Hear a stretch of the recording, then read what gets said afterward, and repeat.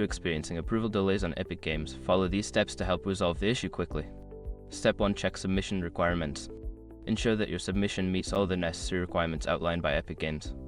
Review the guidelines for content, technical specifications, and any other criteria that must be fulfilled. Step 2. Review feedback.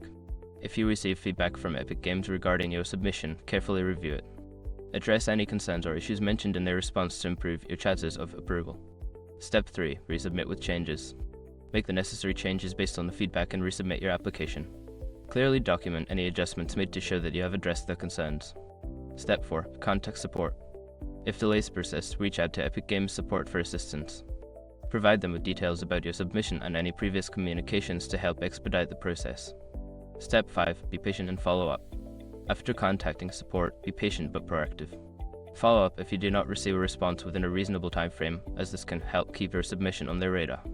By following these steps, you can increase your chances of resolving approval delays effectively.